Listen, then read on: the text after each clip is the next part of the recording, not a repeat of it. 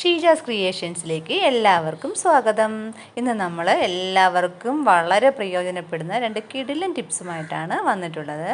അപ്പോൾ നമുക്ക് ടിപ്സ് എന്തൊക്കെയാണെന്ന് നോക്കാം. വീഡിയോയിലേക്ക് പോകാം. അപ്പോൾ നമ്മൾ വീട്ടിൽ നൂല് യൂസ് ചെയ്യുമ്പോഴത്തേക്കും കണ്ടില്ലേ, നമ്മൾ നൂല് എടുത്ത് വയ്ക്കുമ്പോഴത്തേക്കും ചിലപ്പോൾ എല്ലാം കൂടെ അങ്ങ് ഉണ്ട കെട്ടി എവിടെയെങ്കിലുമൊക്കെ പോകും, നമുക്ക് കിട്ടത്തില്ല, കറക്റ്റായിട്ട് കുരുങ്ങി പോകാറില്ലേ.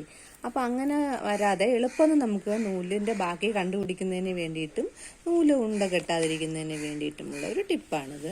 ഇങ്ങനെ ഒരു കട്ട് ചെയ്ത് കൊടുക്കണം, ചെറിയൊരു കട്ടിട്ട് കൊടുത്താൽ മതി. ഇങ്ങനെ ഒരു കട്ടിട്ട് കൊടുത്തിട്ട് നമ്മൾ ഉപയോഗിച്ച ശേഷം നമ്മൾ ആ കട്ടിൻ്റെ അകത്ത് ഇങ്ങനെ വെച്ച് കൊടുക്കുകയാണെങ്കിൽ നമുക്ക് കറക്റ്റായിട്ട് നമുക്ക് ആ കട്ടിൻ്റെ അകത്ത് ഇരിക്കുമ്പോൾ നമുക്ക് നൂല് പെട്ടെന്ന് കണ്ടുപിടിക്കാനും ഇങ്ങനെ ചുറ്റി എല്ലാം കൂടെ അങ്ങ് ചുറ്റി പിടിക്കാതിരിക്കുകയും ചെയ്യും.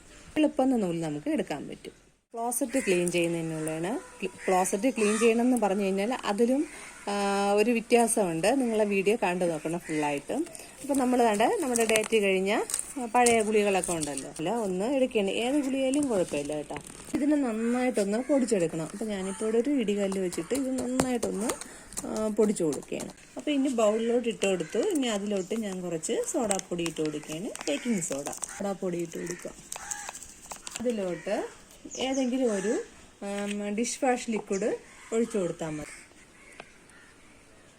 ഏതായാലും മതി കേട്ടോ. ഡിഷ് വാഷ് ലിക്വിഡ് തന്നെ വേണമെന്നില്ല, ഏത് ലിക്വിഡായാലും മതി. പതയൊക്കെ കിട്ടണം, അത്രേ ഉള്ളൂ. വിനാഗിരി ചേർത്ത് കൊടുക്കുകയാണ്.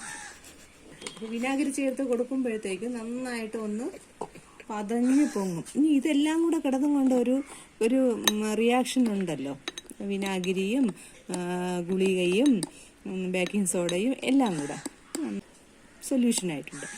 അപ്പോൾ ഇതുപോലെ അപ്പോൾ ഇതിങ്ങോട്ട് മാറ്റിയിരിക്കാം. നമ്മുടെ വീട്ടിൽ ഇതേപോലെ തീർന്നു പോയ പേസ്റ്റിൻ്റെ കവറൊക്കെ കാണുമല്ലോ, ഏത് കവറായാലും കുഴപ്പമില്ല. ഇവിടെ ഒരു പപ്പട കുത്തി വെച്ചിട്ട് ഇതിൻ്റെ അകത്തോട്ട് ഇങ്ങനെ ഒന്ന് ആക്കി കൊടുക്കുകയാണ്.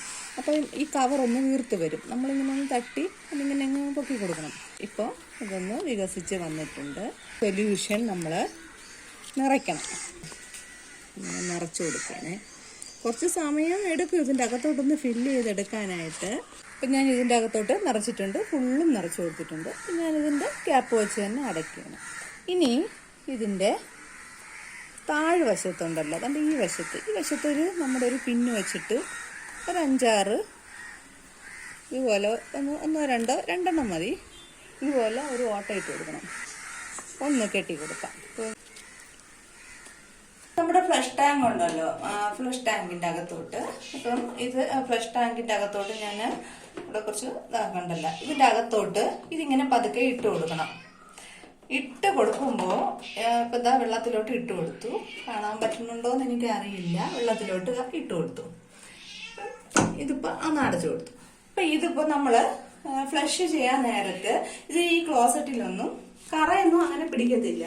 കാരണം എന്ന് വെച്ച് കഴിഞ്ഞാൽ ഇനി ഇത് പതുക്കെ കുറേശ്ശെ ആ ലിക്വിഡ് ആ വെള്ളം ഫില്ലാവുമ്പോൾ അതിലോട്ട് നിറയും. അപ്പൊ തന്നെ അതിലോട്ടുള്ള മഞ്ഞക്കറി എല്ലാം മാറി നല്ലൊരു മണമായിരിക്കും. ഇപ്പൊ ഞാൻ കാണിച്ചു തരാം.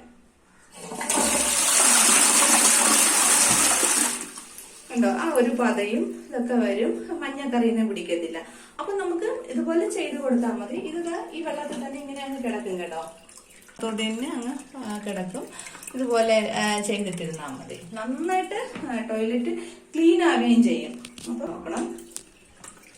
അപ്പോൾ ഈ വീഡിയോ നിങ്ങൾക്ക് ഉപകാരപ്പെട്ടു എന്ന് തോന്നുകയാണെങ്കിൽ ലൈക്ക് ചെയ്യണം, സബ്സ്ക്രൈബ് ചെയ്യണം, ഷെയർ ചെയ്യണം, സപ്പോർട്ട് ചെയ്യണം. ഫ്രണ്ട്സിനൊക്കെ ഷെയർ ചെയ്ത് കൊടുക്കണേ. Thanks for watching.